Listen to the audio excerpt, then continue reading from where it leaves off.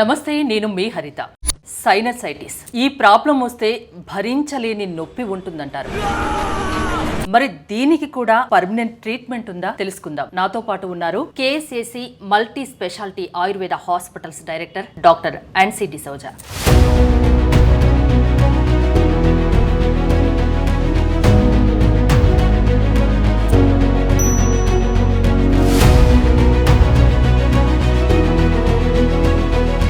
Madam నమస్తే. నమస్తే. Sinusitis చాలా నొప్పి తీవ్రంగా ఉంటుంది కదా, అసలు సిమ్టమ్స్ ఎలా ఉంటాయండి స్టార్టింగ్? సైనసైటిస్ అంటే ఏంటో మనం తెలుసుకోలేదు. సో సైనస్ అంటే ఒక్క ఓపెనింగ్ ఉన్న క్యావిటీ అండ్ ఐటిస్ అంటే దాంట్లో వచ్చే వాపు. ఓకే, సో సైనస్ మనకి మన ఫేస్లో 4 రకాల సైనస్ ఉంటాయి. మ్యాక్సిలరీ అంటే ఇక్కడ ఉంటుంది, ఫ్రాంటల్ ఇక్కడ, ఎథ్మాయిడల్ స్ఫినాల్ అని మన మధ్యలో ఉంటుంది. సో ఏ సైనస్ ఎఫెక్ట్ అవుతుందో దాన్ని బట్టి మనకు సిమ్టమ్స్ ఉంటుంది. సో కొంతమందికి ఏంటంటే ఒక్క సైడ్ తలనొప్పి ఉండొచ్చు, అంటే ఆ సైడ్లో ఆ సైనస్ ఒకటే ప్రాబ్లం వచ్చినట్టు. కొంతమందికి అన్ని 2 సైడ్లో సైనసైటిస్ అంటే అన్ని సైనస్ ఎఫెక్ట్ అయినప్పుడు అంత మొత్తం తల బాగా బరువుగా అనిపించడము, విపరీతమైన నొప్పి, ఆ తల తీసి పక్కకు పెట్టాలనిపించడం అట్లా ఉంటుంది. స్ఫినాయిడల్ ఎథ్మాయిడల్ సైనస్ బాగా ఎఫెక్ట్ అవుతే ఎక్కువ శాతం కండ్ల గుడ్లు వెనకాల నుంచి గుంజినట్టు, కళ్ళు ఎర్రగా ఉంటుంది కదా, అలా పెయిన్ ఉంటే అవును, కంట్లోంచి నీళ్ళు కారడము అట్లా ఉంటుంది. కొంతమందికి ఏంటంటే ముక్కులోంచి నీరు కారుతుంది, కొంతమందికి తుమ్ములు ఎక్కువ ఉంటుంది, కొంతమందికి ఎప్పుడు గొంతులో ఏదో ఇరుక్కుపోయినట్టు అనిపిస్తుంది. ఇవి చాలా కామన్ సిమ్టమ్స్. కానీ ఈ రీసెంట్ టైంలో నేను చూసిన కొన్ని సిమ్టమ్స్ ఏంటంటే సైనసైటిస్ సిమ్టమ్స్ అని అనిపించదు, వేరే ఏదో ప్రాబ్లమ్ సిమ్టమ్స్ లాగా అనిపిస్తుంది. నా దగ్గర ఒక పేషెంట్ వచ్చారు, టీత్ పెయిన్, పంటి నొప్పి, అన్ని డెంటిస్ట్ దగ్గరికి వెళ్ళారు, అందరు చెక్ చేశారు, ఏ రకమైన ప్రాబ్లం లేదు, టీత్ అంతా బాగానే ఉంది, కానీ ఇక్కడ నొప్పి మాత్రం తగ్గట్లేదు. అతనికి ఏంటంటే మ్యాక్సిలరీ సైనసైటిస్ అనమాట. సో ఆ సైనస్ టీత్ మధ్యలో ఉన్న బోన్ చాలా థిన్ ఉంటుంది. తనకి వేరే ఏం సిమ్టమ్స్ లేదు కాబట్టి సైనసైటిస్ ఉందని తెలియదు, టీత్లోనే ఏదో ఇన్ఫెక్షన్ ఉందనుకున్నారు. కానీ అక్కడ ఆ సైనస్లో కఫం నిండిపోవడం వల్ల అతనికి ఆ నొప్పి వచ్చేది. సో మా దగ్గర ట్రీట్మెంట్ తీసుకున్నప్పుడు ఆ నొప్పి అన్ని చోట్ల వెళ్ళారు, కానీ డెంటిస్ట్ల దగ్గరికి ఎక్కడికి వెళ్ళినా ఆయనకు తెలియలేదు ఏంటన్నది ప్రాబ్లం.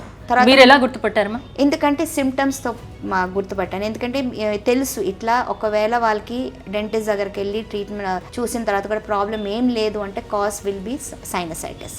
ఇంకొక పేషెంట్ వచ్చారు, తనకి రిపీటెడ్గా థ్రోట్ ఇన్ఫెక్షన్ వస్తుంది, వేరే ఏం ప్రాబ్లం లేదు, తలనొప్పి లేదు, తల బరువుగా ఉండట్లేదు, ముక్కు కారడం లేదు, ఏమీ లేదు. ఇన్ఫెక్షన్ వస్తుంది, యాంటీబయాటిక్ వాడితే తగ్గుతుంది, కొన్నాళ్ళక మళ్ళీ వస్తుంది. 2-3 years నుంచి రిపీటెడ్గా సఫర్ చేస్తున్నారు. సో అది కూడా వాళ్ళు యాంటీబయాటిక్ ఇస్తూ పోతున్నారు కానీ ప్రాపర్ సొల్యూషన్ దొరకట్లేదు. సో లాస్ట్కి నా దగ్గరకు వచ్చినప్పుడు మళ్ళీ ఆ సైనస్ సిటీ స్కాన్ తీసుకుంటే తనకి సైనసైటిస్ ఉండేది. ఏమవుతుందంటే సైనస్లో ఇన్ఫెక్షన్ ఉండడం వల్ల అది ముక్కులోంచి గొంతులోంచి దిగి ఇక్కడ రిపీటెడ్గా ఇన్ఫెక్షన్ అనేది క్రియేట్ చేస్తుంది. సో సిమ్టమ్స్ అనేది అందరికీ సేమ్ సిమ్టమ్స్ ఉండాలని లేదు, అన్ని సిమ్టమ్స్ ఉండాలని లేదు.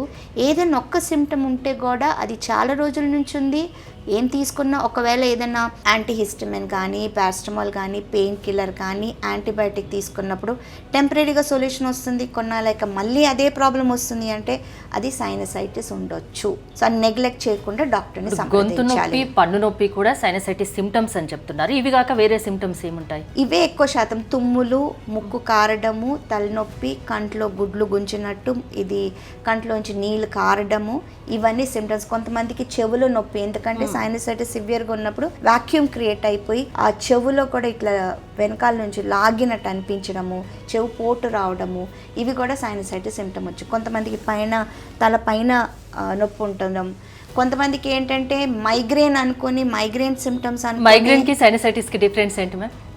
సైనసైటిస్ ఇన్ఫెక్షన్ వల్ల వచ్చేది, మైగ్రేన్ ఏంటంటే ఇట్స్ న్యూరలాజికల్ ప్రాబ్లం అనమాట. బ్లడ్ సప్లై తక్కువ అవడము, దానివల్ల పెయిన్ వచ్చేది మైగ్రేన్ ఉంటుంది. కానీ మైగ్రేన్కి సైనసైటిస్కి రెండింటికి మనం ట్రీట్మెంట్ చేసుకోవచ్చు. ఆయుర్వేదంలో చాలా మంచి ట్రీట్మెంట్ అండ్ సొల్యూషన్ ఉంది అనమాట. So sinusitis basically infection. So నేను చెప్పినట్టు 4 types ఆఫ్ మనకి సైనసెస్ ఉన్నాయి కదా. సో యాక్చువల్లీ అది ఎంటీ స్పేసెస్ ఉండాలి, దాంట్లో ఏమి ఉండకూడదు, ఎయిర్ వెళ్ళి రావడానికి ఉన్నదనమాట. కానీ మన ఎయిర్లో ఉన్న పొల్యూషన్ వల్ల, లేకపోతే తరచుగా జలుబు వచ్చి వెళ్ళడం, లేకపోతే ఎలర్జీ ఉన్న వాళ్ళకి ఎలర్జెన్స్ అంటాం, లేకపోతే ఇరిటేట్ చేసే పార్టికల్స్ సైనస్లోకి వెళ్తుంది. సో మన బాడీ ఏం చేస్తుందంటే ఇటువంటి ఏదైనా పార్టికల్స్ వెళ్ళినప్పుడు దాన్ని బయటికి తీయడానికి ట్రై చేస్తుంది. సో సైనస్లో ఏం చేస్తుంది అంటే దాని లైనింగ్ ఒక సున్నితమైన mucus lining, so water secrete చేస్తుంది. సో వాటర్ సెక్రీట్ చేసినప్పుడు మనకి స్టార్టింగ్ స్టేజెస్లో మనకు తెలియదు, అది మన ముక్కులోంచి గొంతులోంచి వెళ్ళిపోతే మనకు ఐడియా కూడా ఉంటుంది ఇట్లా అవుతుందని. కానీ ఇరిటేషన్ ఎక్కువ అయినప్పుడు, వాటర్ సెక్రీషన్ ఇంకా పెరిగినప్పుడు, డ్రైనేజ్ సరిగా లేకపోతే దాంట్లో వాటర్ కలెక్ట్ అవుతుంది. కలెక్ట్ అయినప్పుడు ఏంటి, అక్కడ బ్యాక్టీరియా కానీ ఫంగస్ కానీ వైరస్ కానీ గ్రో అవ్వడానికి మంచి సోర్స్ అనమాట. అది గ్రో అయినప్పుడు ఏమవుతుంది, దానికి ఎక్కడ బయటికి వెళ్ళడానికి కుదరదు కదా. ఇప్పుడు మనకు ఒక పింపుల్ వచ్చింది అనుకోండి, ఇట్లా బయటకు వస్తుంది. ఇది మన ఇక్కడ తల లోపల ఉంది కదా, ఎక్కడికి వెళ్తుంది, దానికి వెళ్ళడానికి కుదరదు కాబట్టి ప్రెషర్ ఇంక్రీజ్ చేస్తుంది. సో ఏ సైనస్ ఎఫెక్ట్ అవుతుంది, ఏ పార్ట్లో ప్రెషర్ ఇంక్రీజ్ అవుతుందో ఆ పార్ట్లో మనకి సిమ్టమ్స్ వస్తుంది. ఎందుకు వస్తుంది అసలు ప్రాబ్లం అంటే ఖచ్చితంగా ఇదే కారణం అని ఏమైనా చెప్పగలరా? నేను చెప్పినట్టు సైనసైటిస్ ఇన్ఫెక్షన్ అనమాట. సో ఎక్కువ శాతం ఏమవుతుందంటే మనకి జలుబు వచ్చినప్పుడు నెగ్లెక్ట్ చేస్తాం. చిన్న జలుబే కదా ఏముంది, ఆవిరి పట్టేస్తాం, లేకపోతే మెడిసిన్స్ వేసుకున్నా వేసుకోకపోయినా జలుబు అంటే ఒక వారం ఉంటుంది, అది ఫిక్స్ అయిపోతాం. మెడికల్ షాప్లో వెళ్ళి ఒక విక్స్ యాక్షన్ గోళీ తీసుకొని పెట్టుకున్నాం, అది చాలే అనుకుని వదిలేస్తారు. కొన్నిసార్లు స్టార్టింగ్ స్టేజ్లో అట్లా సరిపోతుందేమో, కానీ ఫ్యూచర్లో ఏమవుతుందంటే అక్కడ సైనస్ ఎఫెక్ట్ అయిందనుకోండి, దాంట్లో ఇన్ఫెక్షన్ కంప్లీట్గా అక్కడ నుంచి మొత్తం పోలేదనుకోండి, మన ఇమ్యూనిటీ తగ్గిపోతే, లేకపోతే ఒక 10 మందిలో వెళ్ళినప్పుడు ఎవరికో ఒకరు ఇన్ఫెక్షన్ ఉంటుంది, ఎవరో మన మొహం మీద ఎత్తుకుమేస్తారు, మన మొహం మీద దగ్గేస్తారు.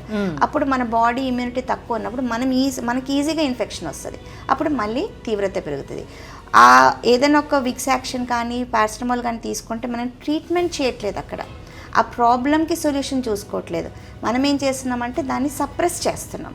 సో సప్రెస్ చేయడం అంటే మెడిసిన్ ఉన్నంత కాలం అది సప్రెస్ అయి ఉంటుంది, అది పనిచేసినంత కాలం మనకి సిమ్టమ్స్ ఉండదు.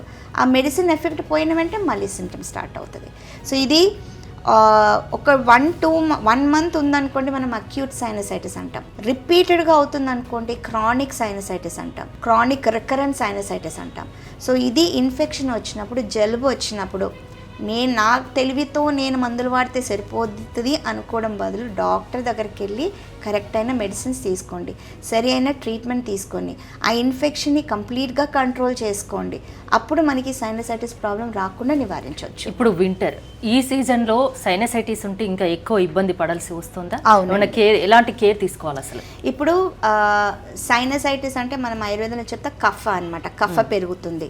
బాడీ చల్లగా అవుతే కఫం పెరుగుతుంది. సో మనం ఏదైనా చల్ల వస్తువులు, మన బాడీ కూల్ అయ్యే వస్తువులు తింటే కఫం పెరుగుతుంది. సైనసైటిస్ ఆల్రెడీ ఉన్న వాళ్ళు, ఎలర్జిక్ సైనసైటిస్ ఉన్న వాళ్ళు, వెదర్ కూల్ అయినప్పుడు కఫం పెరుగుతుంది, సైనసైటిస్ ఇంక్రీజ్ అవుతుంది. సో అలాంటప్పుడు ఏమవుతుందంటే మీరు సైనసైటిస్ ప్రాబ్లం ఆల్రెడీ ఉందంటే దాని ట్రీట్మెంట్ తీసుకోవాలి.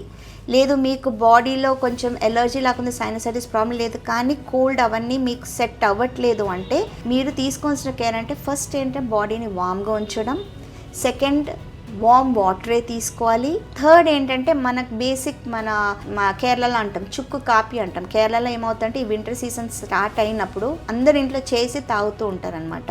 ఈవెన్ మనకు జలుబు స్టార్ట్ అయినప్పుడు ఇది తాగితే మనం దాంట్లో ఎలా తాగాలి, దాంట్లో ఇంగ్రీడియంట్స్ ఏంటి అది కూడా చెప్తారా? దాంట్లో ఏంటంటే కాఫీ, బెల్లం, తులసి ఆకులు, డ్రై జింజర్ అండ్ కొంచెం మిరియాలు ఇది వేసేసుకొని ఒక సపోజ్ 2 గ్లాస్ వాటర్ తీసుకున్నాం అంటే మరగబెట్టి 1 గ్లాస్ చేసేసుకొని అది కొంచెం రోజంతా తాగాలన్నమాట. సో దాంతో మన ఇమ్యూనిటీ బూస్ట్ అవుతుంది, ప్లస్ మనకి ఇటువంటి జలుబు దాంట్లోంచి బయటికి రావడానికి హెల్ప్ చేస్తుంది. ఎస్పెషల్లీ వింటర్ సీజన్లో తీసుకుంటే చాలా మంచిది to Boost hour immunity.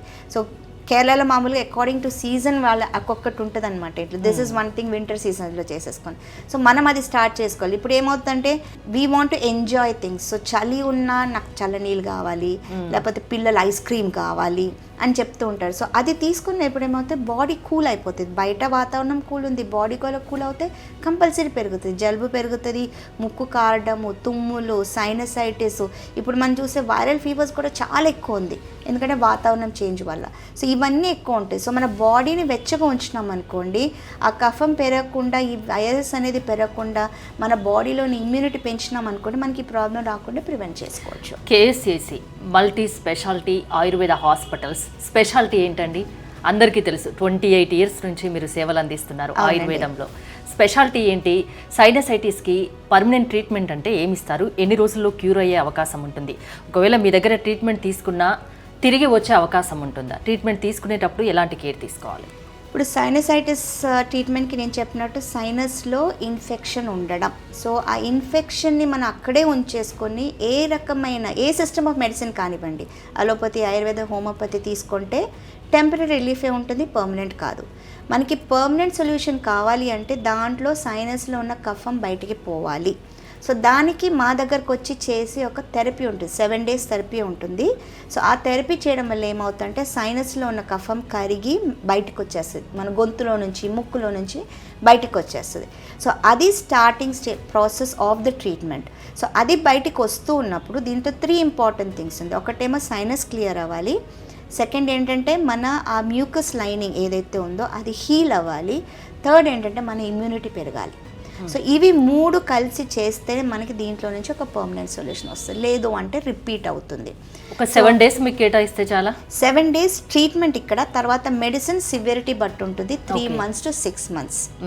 Permanent treatment కావాలంటే మినిమం ఒక 6 months మీకు కేటాయించాలి, తీసుకోవాలి. చాలా సివియర్ ఉన్న వాళ్ళు 1 year దాకా మెడిసిన్స్ వాడాల్సి వస్తుంది.